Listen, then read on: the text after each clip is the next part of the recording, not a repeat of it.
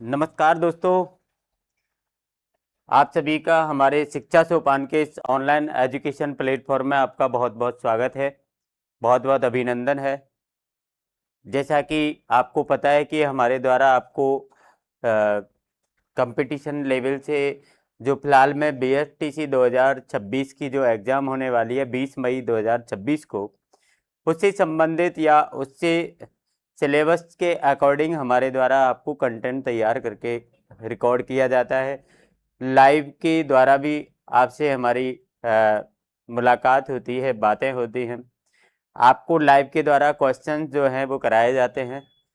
तो आपको ये कंटेंट कैसा लग रहा है, आपको हमारा तरीका कैसा लग रहा है, आपको हमारी जो ये सिस्टम की क्वालिटी है ये कैसी लग रही है, आपको क्लियरिटी कैसी है, आपको आवाज़ कैसी आती है, तो ये सारी चीज़ों के बारे में आप हमें कमेंट के द्वारा बता सकते हैं। यदि आप चैनल पर नए हैं तो सब्सक्राइब ज़रूर कर लें, बेल आइकन भी आप दबा लें, प्रेस कर दें, जिससे कि आपको हमारी किसी भी वीडियो का नोटिफिकेशन आपको मिल सके, या हमारी क्लास यदि लाइव हमने शेड्यूल किया तो उसका भी आपको नोटिफिकेशन मिल सके, और जैसी भी हमारी कोशिश रहती है उसका आप फ़ायदा ले सकें। तो चैनल को भैया सब्सक्राइब कर लो, कमेंट करो, लाइक करो, और ज़्यादा से ज़्यादा स्टूडेंट तक इसको आप पहुंचाओ, शेयर करो। ठीक है ना। तो हमने अभी हिंदी में हमारा एक क्रिया का टॉपिक स्टार्ट किया था, और क्रिया के टॉपिक में हमने इसका एक पार्ट 1 जो है वो आप तक पहुंचा दिया है। पार्ट 1 में हमने क्रिया की डेफिनेशन पढ़ी, क्रिया के प्रकार जो हैं या क्रिया को बांटने का जो आधार है वो हमने 2 आधार पढ़े, कर्म के आधार पर और अर्थ या प्रयोग के आधार पर, जिसको अपन कहते हैं। तो कर्म के आधार पर हमने 2 क्रिया के अकर्मक, सकर्मक, और सकर्मक में भी एक कर्मक और द्विकर्मक, ये सारी चीज़ों के बारे में हमने पिछले वीडियो में आपसे बात की, आपको जितना हो सका अच्छे ढंग से समझाने का प्रयास किया, और मैं ऐसी आशा रखता हूं कि आपको वो चीज़ बिल्कुल समझ में आई होगी। ठीक है ना, ऐसी मुझे आशा है। तो आपको समझ में आती है तो आप कमेंट के द्वारा हमें बताएं, जिससे कि हमारे अंदर एक जोश आए, नया जोश, और हम आपको अच्छी से अच्छी चीज़ें प्रोवाइड करा सकें। आज हम प्रयोग के या अर्थ के आधार पर क्रिया के भेद जो है वो पढ़ने वाले हैं। तो चलिए अपन अपनी टॉपिक पर आते हैं और स्टार्ट करते हैं। तो इसमें यदि अपन प्रकारों की बात करें तो ये भैया प्रकार जो है वो फिक्स नहीं है कि ये कितने हैं। ठीक है ना, फिर भी जो मुख्य मुख्य प्रकार हैं वो अपन यहाँ पर पढ़ेंगे। जैसे यदि बात करते हैं तो संयुक्त क्रिया भी इसी के अंदर आती है। कौन सी क्रिया हो गई भैया आपकी? संयुक्त क्रिया। यदि बात करते हैं आगे तो प्रेरणार्थक क्रिया भी इसी के अंदर आती है। कौन सी भैया? प्रेरणार्थक क्रिया। अगली यदि बात करते हैं अपन तो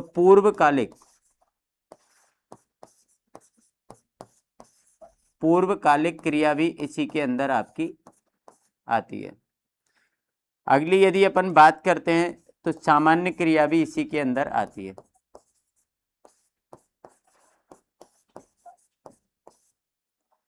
अगली यदि अपन बात करते हैं तो नाम धातु क्रिया भी इसी के अंदर आती है। यदि अपन और भी लिखें तो आपकी सहायक क्रिया,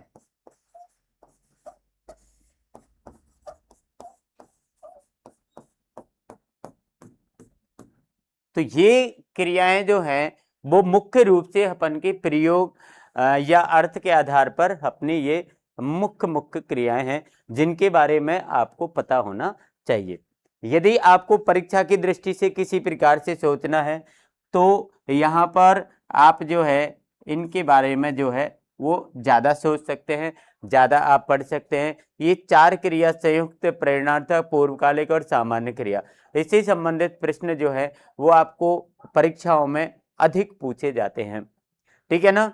तो आप इनके बारे में देखिए, नाम से अपन को, मैंने आपको जब क्रिया स्टार्ट की थी तो एक चीज आपको बताई थी कि जब तक आप किसी भी टॉपिक के नाम को ना सीख जाएं, नाम का मतलब क्या है, चाहे वो टॉपिक का नाम है, चाहे वो उसका टाइप है, प्रकार है, चाहे उसका आधार है, चाहे उसकी डेफिनेशन है, चाहे उसका एग्जाम्पल है, चाहे वो कुछ भी है। मैं ये कह रहा हूं आपसे कि आप सबसे पहले उसके नाम पर जाइए और उसके नाम का मतलब निकाल लीजिए। यदि आपने नाम का मतलब निकाल लिया, आपकी आधी समस्या का सॉल्यूशन तो यहां पर हो चुका है। मतलब आपको किसी भी प्रकार की आगे जब आप डेफिनेशन पढ़ेंगे या उसके बारे में आप पढ़ेंगे तो आपको बहुत कम प्रॉब्लम आने वाली है, मतलब ज्यादातर प्रॉब्लम आपकी सॉल्व हो गई है। ठीक है, इनके बारे में हम एक एक के बारे में अध्ययन करेंगे, डेफिनेशन पढ़ेंगे, एग्जाम्पल करेंगे और देखेंगे कि ये क्या होती है। ठीक है भैया, तो सबसे पहले अपन बात करेंगे नंबर 1 पर, ठीक है ना, संयुक्त क्रिया की बात करेंगे हम। नंबर 1 पर किसकी बात करेंगे भैया, संयुक्त क्रिया की। देखिए, आपको टॉपिक का आनंद लेना है, वीडियो को स्किप नहीं करना है। यदि आप स्किप करते हैं, कभी कभार क्या होता है कि हम किसी भी वीडियो को, हमारी वीडियो से मतलब नहीं है, हम किसी की भी बात कर रहे हैं, किसी की वीडियो को भी आपने 2 मिनट 5 मिनट के लिए आपने उसको स्किप कर दिया। अब आपने स्किप तो कर दिया, अब उस स्किप करे किए गए समय के अंदर यदि किसी टीचर के द्वारा कोई इंपॉर्टेंट बात आपको बताई गई, कोई ऐसी ट्रिक आपको बताई गई, उस ट्रिक के द्वारा उस टॉपिक को आप आसानी से समझ सकते हैं, तो वो ट्रिक आपसे रह जाएगी और आप आगे पहुंच जाएंगे। जब आप आगे पहुंचेंगे तो वहां पर आपको वो टॉपिक समझ में नहीं आएगा। फिर आप सोचेंगे कि शायद ये टॉपिक टीचर के द्वारा सही तरीके से नहीं समझाया गया। बाकी की इसमें टीचर की कोई गलती नहीं होती है, आपने उसको स्किप किया। आप शुरू से एंड तक किसी चीज को देखिए और इसके बाद आप उस पर क्या है एनालिसिस करिए, उसको एक्सप्लेन करिए अपने दिमाग में, आपको ये चीज समझ में आ जाएगी। यहां पर यदि बात करते हैं संयुक्त का शाब्दिक अर्थ की, यदि अपन बात करते हैं तो संयुक्त जो होता है वो जोड़ा होता है। संयुक्त मतलब जोड़ा, संयुक्त का मतलब होता है जोड़ा। जोड़ा का मतलब एक से अधिक चीजें जब एक साथ हैं तो वो संयुक्त है। जैसे माना कि एक ही परिवार में 2 परिवार, 3 परिवार, 4 परिवार मिलकर रहते हैं तो हम उसको संयुक्त परिवार बोल देते हैं। उसको क्या बोल देते हैं, संयुक्त परिवार बोलते हैं। यदि आपने व्यंजन में देखा होगा कि जो व्यंजन 2 व्यंजनों के मेल से बनते हैं तो हम उनको संयुक्त व्यंजन बोल देते हैं, संयुक्त अक्षर बोल देते हैं। तो संयुक्त का मतलब होता है कि एक से अधिक चीजों को आपने जोड़ा है, एक से अधिक चीजों को आपने जोड़ा है। यहां पर मैं पढ़ क्या रहा हूं, संयुक्त क्रिया, तो इसमें जोड़ा भी किसका बनेगा भैया, क्रिया का बनेगा। जोड़ा किसका बनेगा, क्रिया का। और जोड़ा बनाने के लिए कम से कम हमको कम से कम कम से कम हमको 2 क्रिया चाहिए। कितनी क्रिया चाहिए, 2 क्रिया। कम से कम आपके पास में 2 क्रिया होना जरूरी है। जब आपके पास में एक साथ 2 क्रिया एक सेंटेंस के अंदर आपको एक साथ आती हैं, अर्थ उनका अलग अलग है, मतलब वो क्रियाएं दोनों अलग अलग है, तो ऐसी स्थिति में आपकी जो है वो संयुक्त क्रिया हो जाती है। यदि आप इसकी परिभाषा की यदि अपन बात करें कि सर इसकी परिभाषा क्या हो सकती है, तो परिभाषा जो आपके मन में आया है, जो आपने अभी तक देखा है, वो उसकी परिभाषा है। क्या है वो उसकी परिभाषा?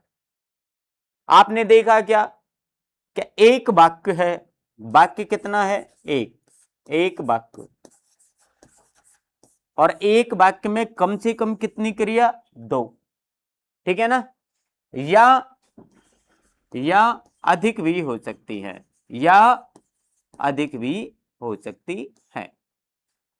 ठीक है, मतलब 2 से अधिक हो सके। तो इस चीज को जो आपने यहां पर देखा है, इसको आप एक लाइन में, एक क्रम में, एक व्यवस्थित तरीके से आप लिख दो, 1 में 2 लाइन में, जैसे भी आप लिखना चाहें, वो उसकी डेफिनेशन हो गई, वो उसकी परिभाषा हो गई। अब देखिए कैसे लिखना है, यहां पर आप देखिए कि जब किसी एक ही वाक्य में, जब किसी एक ही वाक्य में कितनी, कम से कम 2 या 2 से अधिक, कम से कम 2 या अधिक क्रियाएं एक साथ प्रयुक्त होती हैं, तो वो कौन सी क्रिया कहलाती है? संयुक्त क्रिया कहलाती है। जैसे माना कि अपन बात करते हैं, जैसे जैसे मैंने खाना खा लिया, मैंने खाना खा लिया।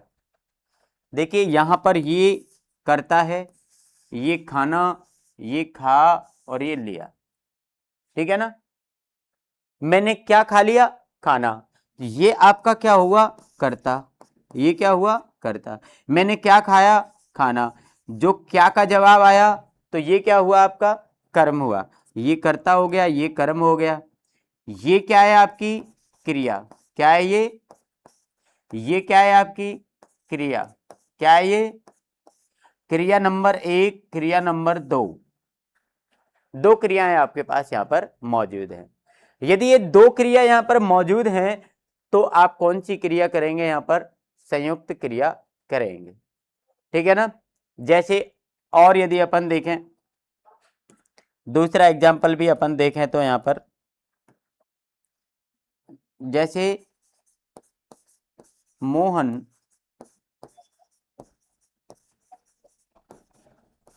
जयपुर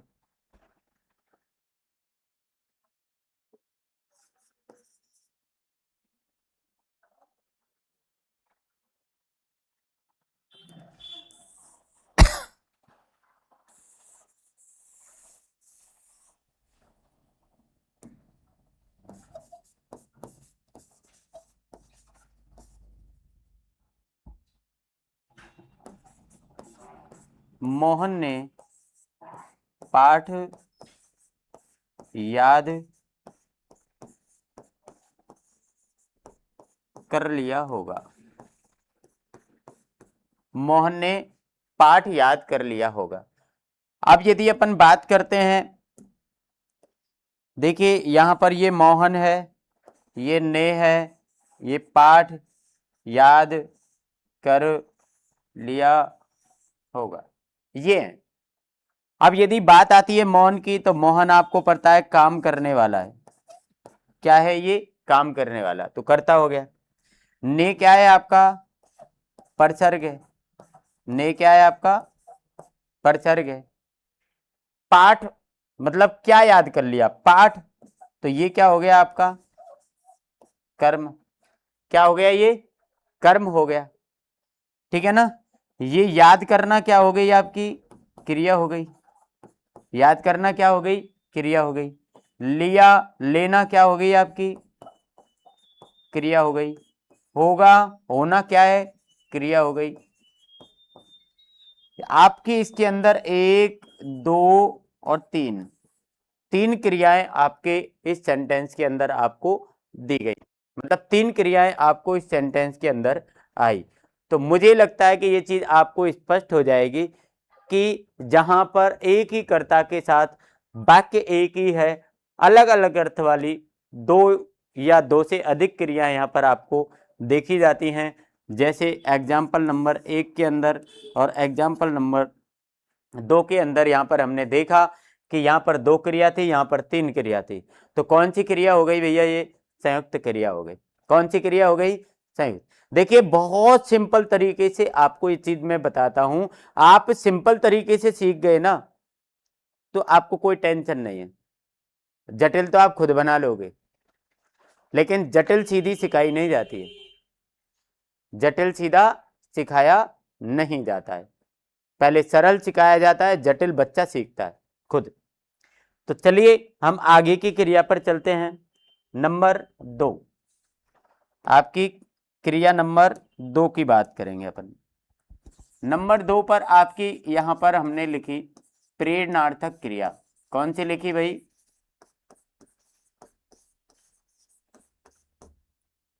प्रेरणार्थक, प्रेरणार्थक क्रिया। प्रेरणार्थक शब्द में एक प्रेरणा शब्द है। क्या है ये? प्रेरणा। इस शब्द को पकड़ लो आप। प्रेरणार्थक क्रिया में प्रेरणा शब्द को पकड़ लो। प्रेरणा क्या होती है? प्रेरणा क्या होती है? आपसे मैंने किसी कार्य के लिए बोला, मैंने आपसे किसी कार्य के लिए बोला, आपने वो काम कर दिया, आपने वो कार्य कर दिया। मतलब आपको प्रेरणा मेरे द्वारा दी गई, आपको प्रेरणा किसके द्वारा दी गई? मेरे द्वारा दी गई। लेकिन काम किसने किया?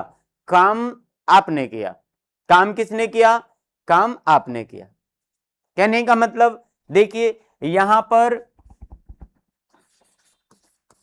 एक होता है प्रेरणा देने वाला होता है, एक तो होता है प्रेरणा देने वाला, और एक होता है कार्य करने वाला।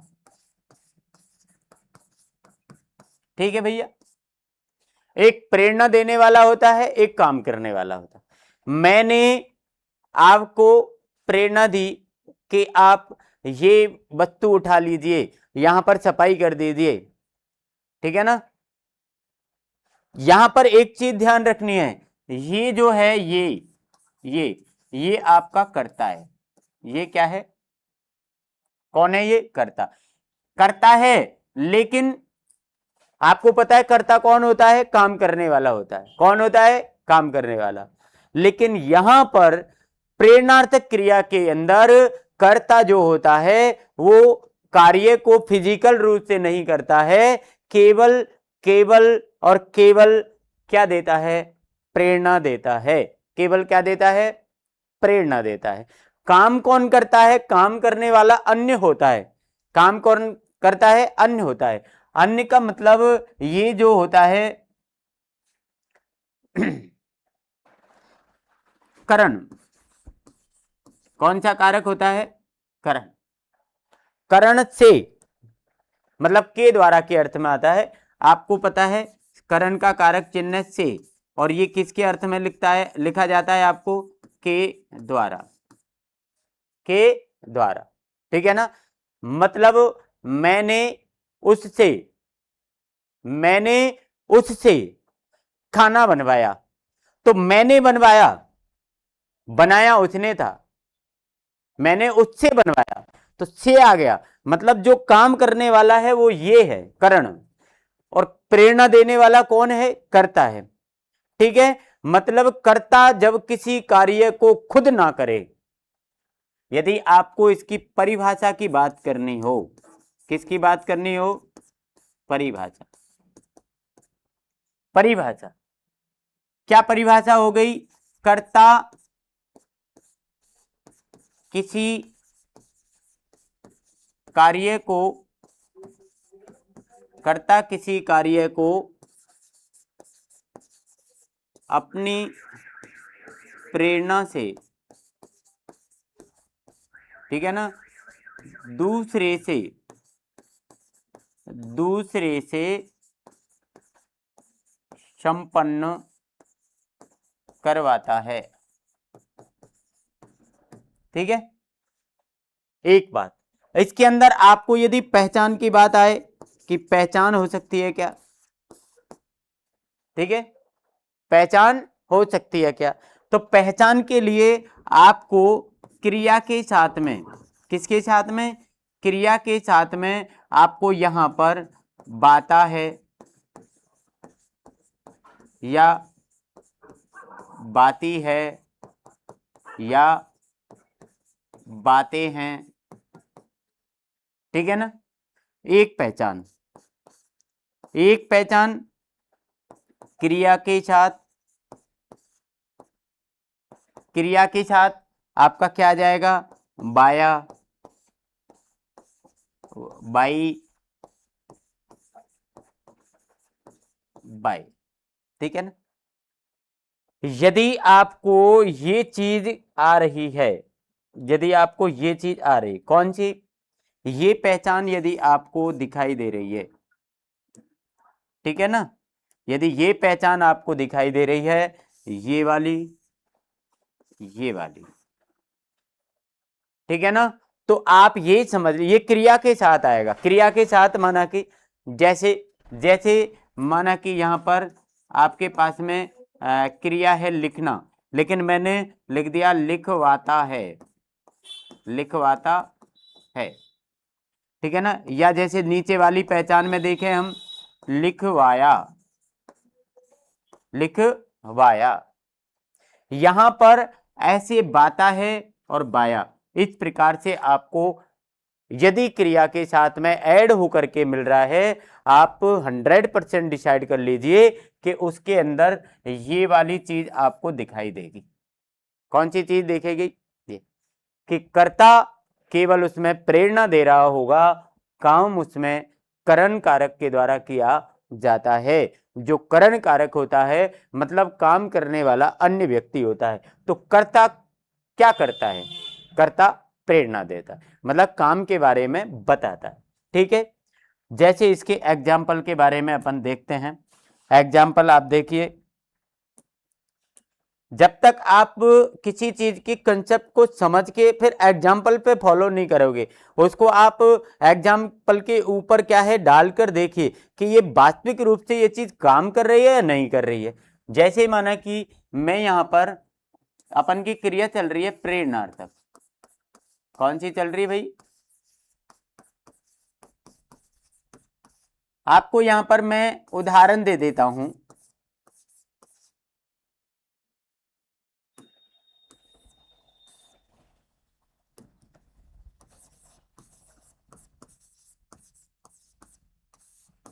उदाहरण, उदाहरण में जैसे मैंने यहां पर पहला उदाहरण दिया कि किसान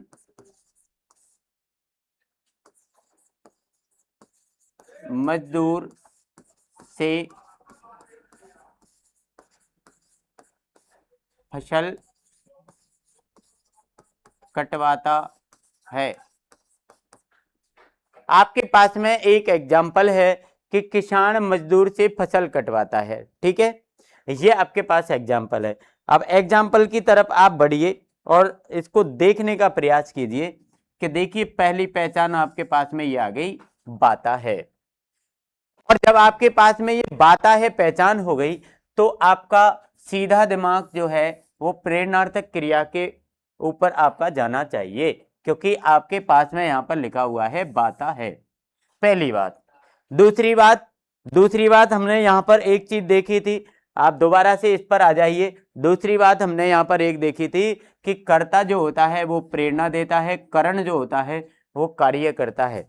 करण जो होता है वो कार्य करता है। अब देखिए यहां पर किसान जो है वो करता है। किसान कौन है? करता है। यहां पर देखिए मजदूर से, मजदूर से, तो से तो आपका क्या हो गया? परसर्ग हो गया, मतलब कारक चिन्ह हो गया करण का। और ये क्या हो गया? करण कारक हो गया, करण कारक हो गया। ठीक है ना। क्या कटवाता है? फसल कटवाता है। तो ये आपका क्या हो गया? कर्म हो गया। ये आपकी क्या हो गई? क्रिया हो गई। हमने पूरे वाक्य को इस प्रकार से समझ लिया कि कौन सा वाक्य के अंदर कौन सा शब्द क्या है। ठीक है, अब आप देखिए कि काम कौन कर रहा है। आपके पास में दो व्यक्ति है, एक किसान है एक मजदूर है, दो व्यक्ति। अब आपको यह देखना है कि काम कौन कर रहा है। आप मुझे बताइए काम क्या हो रहा है? फसल काटने का। तो फसल काटने का काम कौन कर रहा है? तो काम कौन कर रहा है भाई? काटने का काम कर रहा है मजदूर। काटने का काम कौन कर रहा है? मजदूर। लेकिन इस फसल काटने के लिए आपको प्रेरणा किसने दी? किसान ने। किसान ने कहा भैया हमारी फसल पक गई है, आप हमारे साथ चलना हमारे खेत पर और मुझे हमारी फसल कटवानी है। मजदूर किसान के साथ गया, किसान ने उसका खेत बताया और कह दिया भैया ये खेत है, इसको यहां से ऐसे काटो। ये प्रेरणा हो गई उसकी, ये उसने उसको गाइड कर दिया। गाइड करने के बाद में मजदूर ने उस प्रेरणा के अनुसार उसका कार्य कर दिया। तो भैया ये कौन सी क्रिया हो गई? आपकी प्रेरणार्थक क्रिया हो गई। ये आपका पहला एग्जाम्पल हो गया। यदि बात आती है, चलो दूसरा एग्जाम्पल और देखो भाई। एग्जाम्पल और देखो यहां पर जैसे अध्यापक ने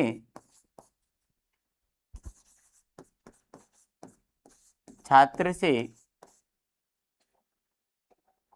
अध्यापक ने छात्र से पाठ पढ़वाया।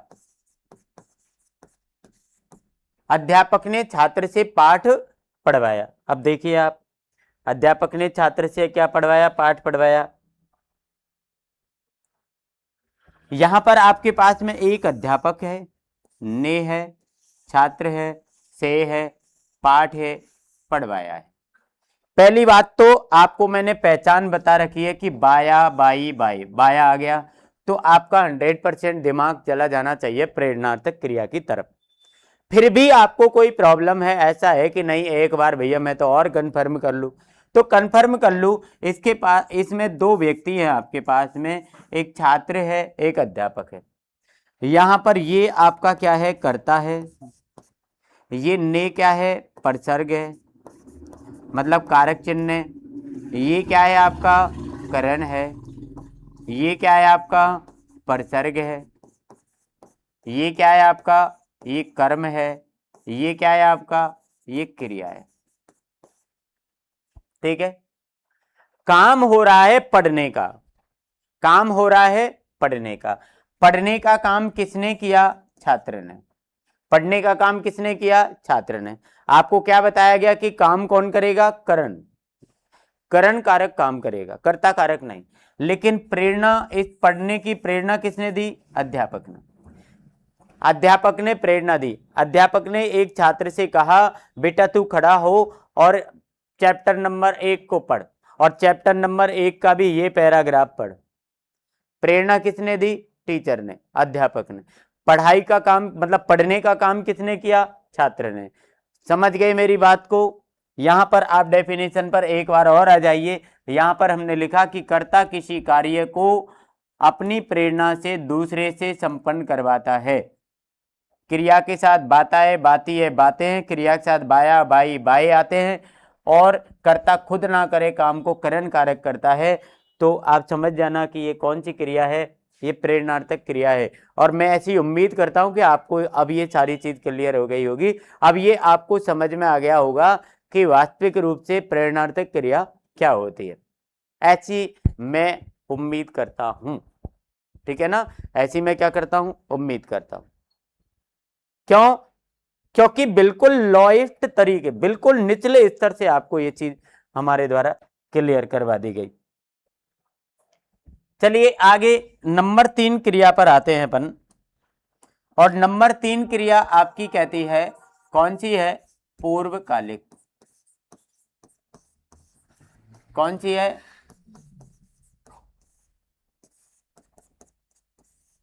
पूर्वकालिक क्रिया। अब पूर्वकालिक क्रिया के अंदर देखिए आपको इसमें पूर्व और काल,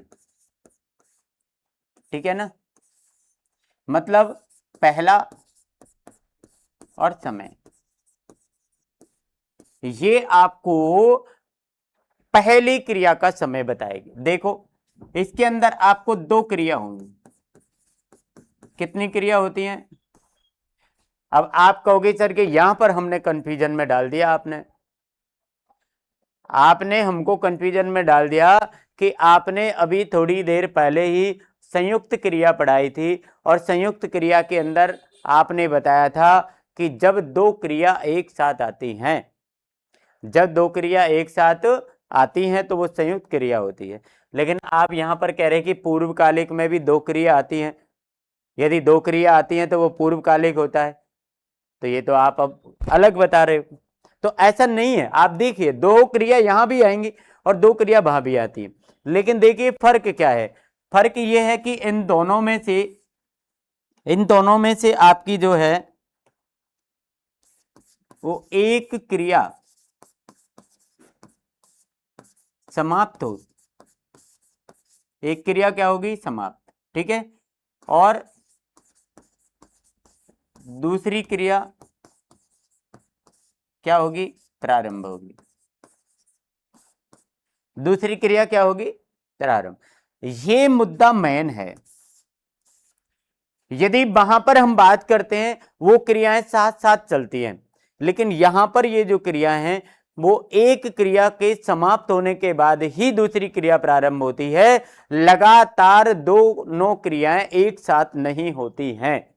और इसमें क्या होता है, यदि विशेष बात कि जो पहली क्रिया होती है, क्या होती है, पहली क्रिया, उसके साथ में आपका कर शब्द जो है या करके,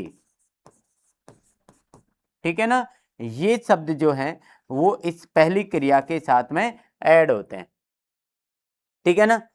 जैसे जैसे माना कि कैसे जुड़ेगा ये, जैसे मैं यहां पर आपको कुछ एग्जाम्पल दे देता हूं, जैसे पढ़कर, ठीक है ना, या पढ़ करके, ठीक है ना, ये आपके एग्जाम्पल हो गया। एग्जाम्पल और खा कर या खा करके, ठीक है ना, ऐसे आपको एग्जाम्पल जो है यहां पर आते हैं। मतलब जो आपने यहां पर पढ़कर खाकर जो क्रिया लिखी है, ये जो क्रिया है ये आपकी समाप्त हो जाएगी। क्या हो जाएगी? समाप्त। और इसके बाद दूसरे नंबर पर जो क्रिया होगी वो आपकी क्या होगी? प्रारंभ होगी। क्या होगी? वो प्रारंभ होगी। तो पूर्वकालिक क्रिया के अंदर समय की बात आती है तो पहली क्रिया का समय देखा जाएगा। कितनी क्रिया होती है भैया इसके अंदर? दो। कितनी क्रिया हुई? दो। लेकिन दोनों में अंतर क्या है कि पहली क्रिया समाप्त होगी और दूसरी प्रारंभ होगी।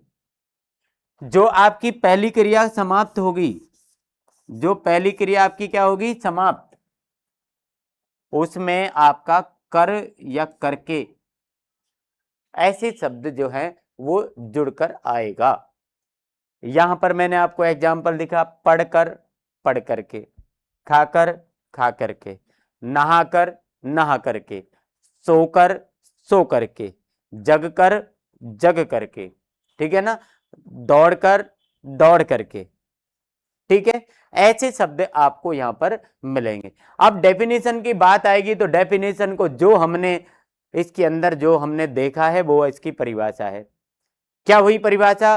कि इसके अंदर वाक्य में दो क्रियाएं होती हैं, लेकिन एक क्रिया के समाप्त होने पर दूसरी क्रिया प्रारंभ होती है। एक क्रिया के समाप्त होने पर दूसरी क्रिया प्रारंभ होती है। यदि ऐसा होता है, एक क्रिया के समाप्त होने पर दूसरी क्रिया प्रारंभ होती है, तो वो पूर्वकालिक क्रिया है, जिसमें आपको इस प्रकार के जो है एग्जाम्पल या इस प्रकार की क्रिया पहली वाली दिखेगी। जैसे एग्जाम्पल पर आइए आप, जैसे आपको यहां पर हम पढ़ रहे हैं पूर्वकालिक। क्या पढ़ रहे हैं भाई?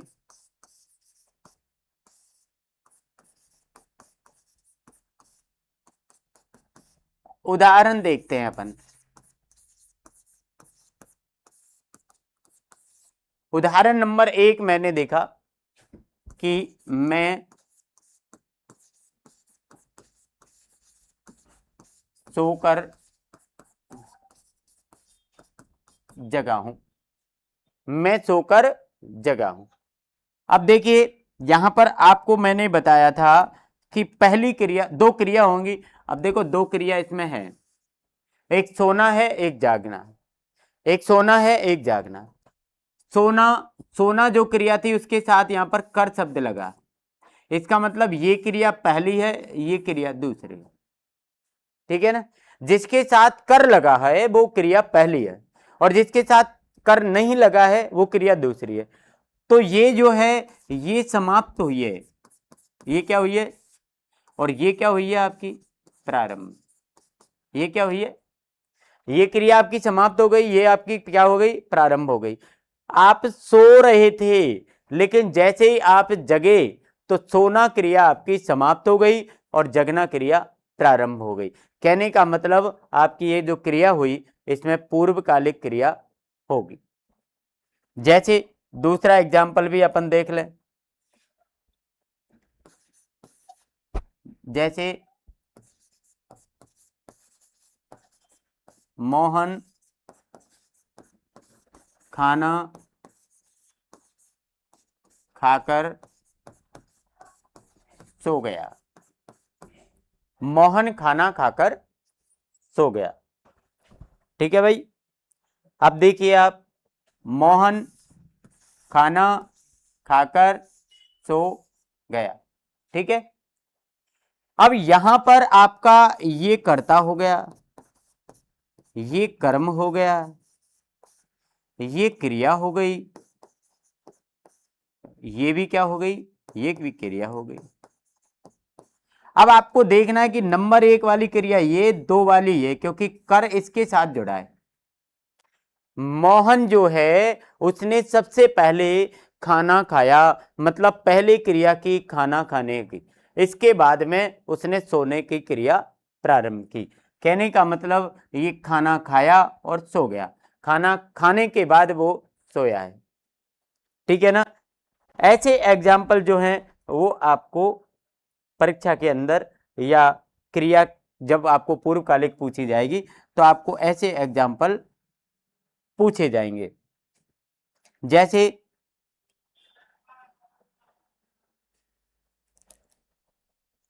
यहां पर और एग्जाम्पल देख लेते हैं अपन।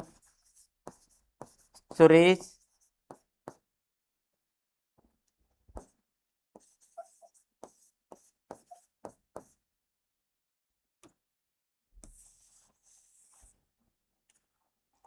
सुरेश क्रिकेट खेलकर आया है। सुरेश क्रिकेट खेलकर आया है।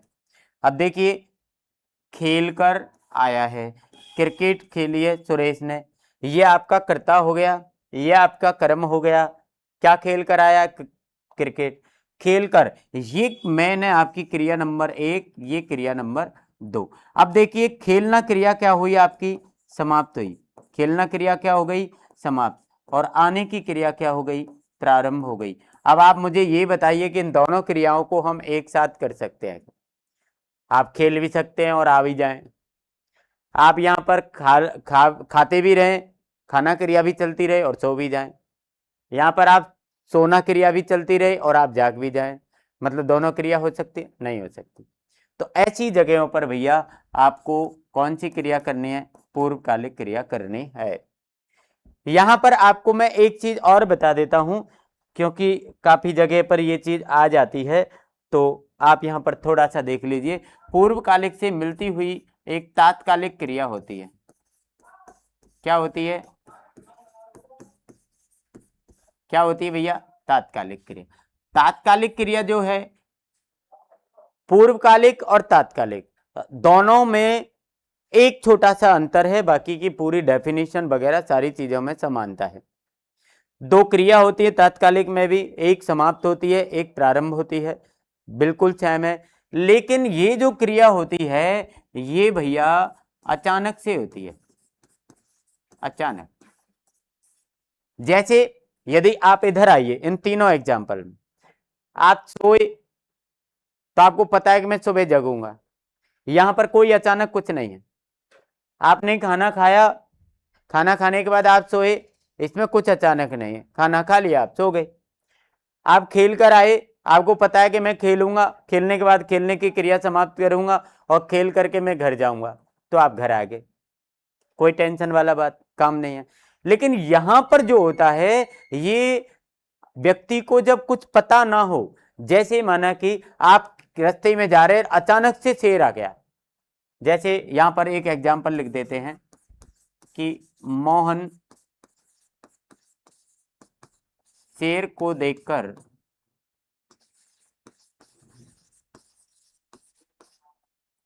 शेर को देखकर बेहोश हो गया।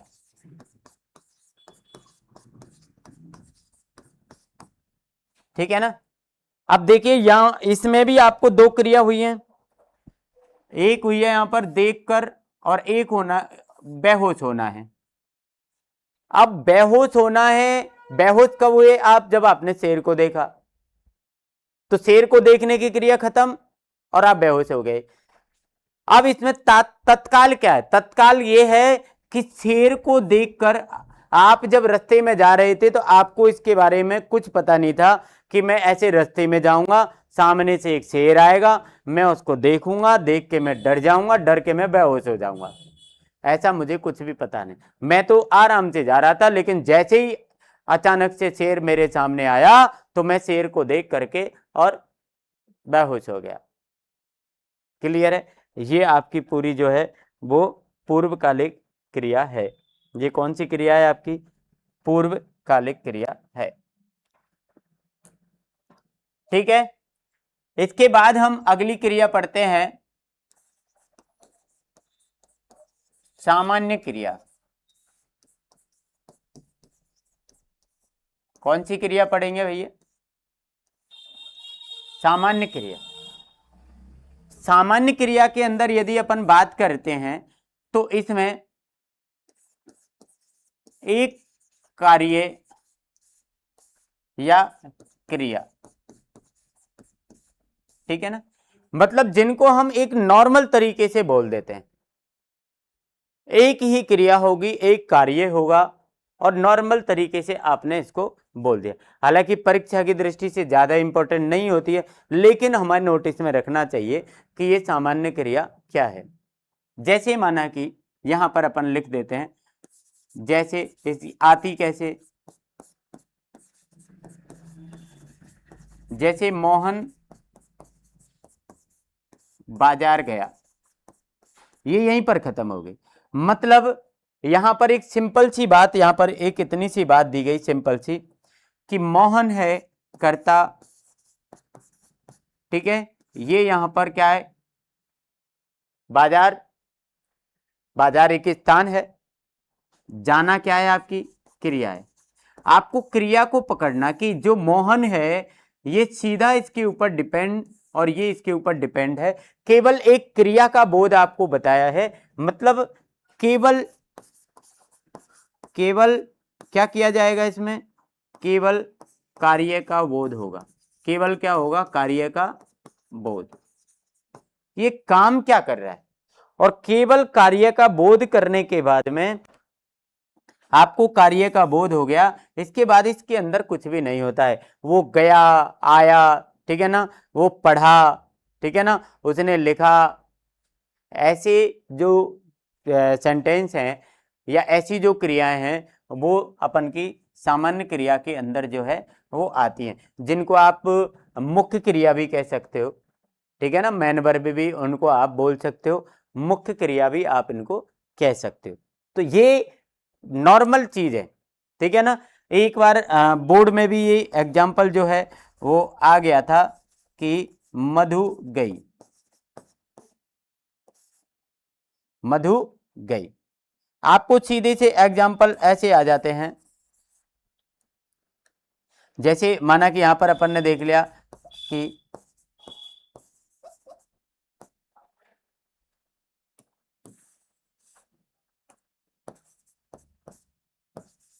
सुरेश आया, आया, बस आया, काम खत्म। यहां पर आया लिखते ही आपका क्या हो गया? काम खत्म। केवल कार्य का बोध इसके अंदर आपका हुआ, केवल कार्य का बोध, ठीक है। ये आपकी क्या है? सामान्य क्रिया है। इसमें ज्यादा बड़ा विषय आपको नहीं लेना है, ना टेंशन लेना है, ये छोटी सी क्रिया होती है। आगे वाली जो क्रिया है ये आपकी ऐसी होती है, जैसे एक नाम धातु क्रिया, नाम धातु क्रिया, ठीक है ना। आपको पता है धातु किसको कहते हैं हम? धातु क्या होता है? धातु होता है क्रिया का मूल रूप, क्रिया का मूल रूप होता है। क्रिया के मूल रूप को हम क्या कहते हैं? धातु कहते हैं। क्रिया के मूल रूप को क्या कहते हैं हम? धातु। यहां पर जो क्रिया होती है, ये जो क्रिया है आपकी, ठीक है ना, ये आपका प्रत्यय लगा करके, प्रत्यय लगाकर क्रिया बनाई जाती है, प्रत्यय लगाकर क्रिया बनाई जाती है। ये इसका मुख्य इंपॉर्टेंट बात है कि ये जो क्रिया है ये होती नहीं है, ये क्रिया होती नहीं है। क्या होता है? प्रत्यय लगाकर क्रिया बनाई जाती है, ठीक है ना। जैसे मेरे पास में, ठीक है ना। एक शब्द है हाथ, एक शब्द क्या है हाथ, और हाथ से ही मैंने एक शब्द बना दिया, एक क्रिया बना दी हथियाना। क्या बना दिया? हथियाना। अब ये आपकी जो क्रिया है, ये आपकी क्रिया कौन सी होगी? नाम धातु क्रिया होगी, क्योंकि इनके अंदर अब ये हथियाना हाथ से बना है, लेकिन हाथ धातु नहीं है। जबकि क्रियाएं किससे बनती हैं? जैसे माना कि आपकी लिखना क्रिया है, आपसे कोई पूछता है कि इसमें भैया धातु बताओ, तो हम धातु बता सकते हैं कि भैया इसमें लिख धातु है, ठीक है ना। पढ़ना है, पढ़ धातु है भाई इसमें। यहां पर क्या है? यहां पर है हाथ, तो ये धातु नहीं है, ये नाम धातु, नाम धातु मतलब कुल मिलाकर के क्रिया थी नहीं, लेकिन आपने प्रत्यय लगाकर बना दी। जैसे माना कि मेरे पास एक शब्द है फिल्म, लेकिन मैंने इससे भी एक फिल्माना क्रिया बना दी। क्या बना दी? फिल्माना। ये आपकी जो क्रिया है ये बनाई गई है, और ये क्रिया आपकी क्या हो गई? नाम धातु क्रिया हो गई। परीक्षा की दृष्टि से ज्यादा इंपॉर्टेंट क्रिया नहीं होती है, लेकिन आपको पता होना चाहिए, यदि किसी भी विषम परिस्थितियों में ऐसा कोई प्रश्न आ जाए कि नाम धातु क्रिया ही आपसे पूछ ली जाए, तो वहां पर आपको इसको थोड़ा सा ध्यान रखना है। एक आपकी जो लास्ट की जो क्रिया है आपकी सहायक क्रिया के बारे में अपन जो है थोड़ा सा देखेंगे कि सहायक क्रिया क्या होती है।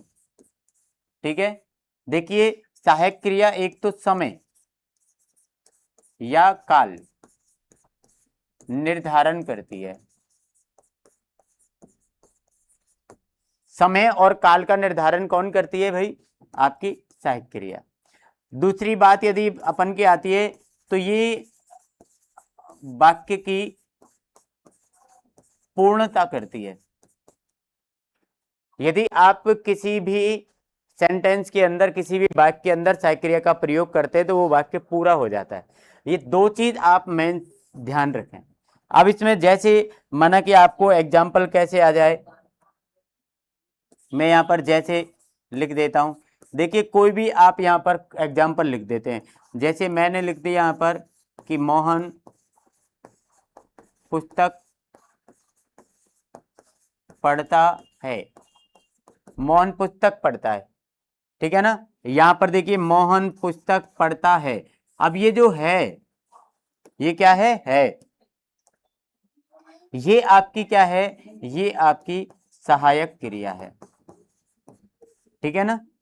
ये आपकी क्या हो गई? ये मुख्य क्रिया है। ये भी क्रिया है लेकिन ये मुख्य क्रिया है। ये क्या है? आपकी सहायक क्रिया। अब आपके पास में यहां पर मैंने आपको दो बिंदु बताए थे कि एक तो समय और काल का निर्धारण करती, समय या काल। अब देखिए यहां पर पढ़ता है, तो आप समझ गए कि पढ़ता है मतलब ये वर्तमान काल की बात कर रहा है। किसकी बात कर रहा है? ये वर्तमान काल। लेकिन मैं यदि इसको चेंज कर दे, मोहन पुस्तक पढ़ता था, जैसे ही मैंने सहायक क्रिया चेंज की तो ये क्या हो गया? पास्ट मतलब भूतकाल में चला गया। या मोहन पुस्तक पढ़ेगा, ठीक है ना। मोहन पुस्तक पढ़ेगा, मोहन ने पुस्तक पढ़ी।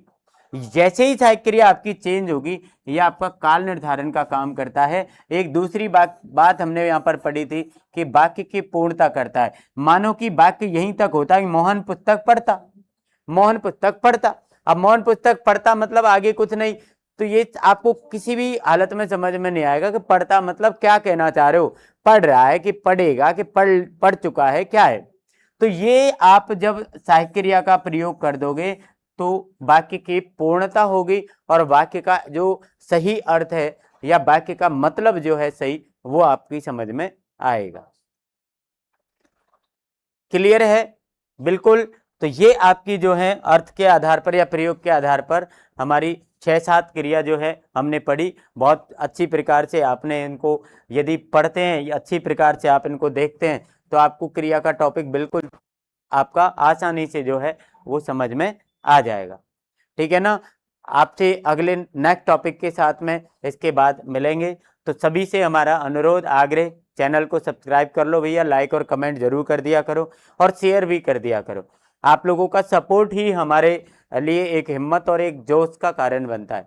जोश और हिम्मत कहाँ से आता है? आपके सपोर्ट से आता है, ठीक है ना। आपसे कोई पैसा या कोई अन्य प्रकार की चीजें, ऐसी चीजें आपसे नहीं मांगी जा रही, केवल आपसे एक लाइक कमेंट और सब्सक्राइब कर लो, शेयर कर दो, तो इसमें आपका कुछ भी नहीं जाने वाला है, ठीक है। तो आज के लिए, इस वीडियो के लिए इतना ही है। मिलते हैं नेक्स्ट वीडियो में, और आपके लिए best of luck for your bright future. Thank you.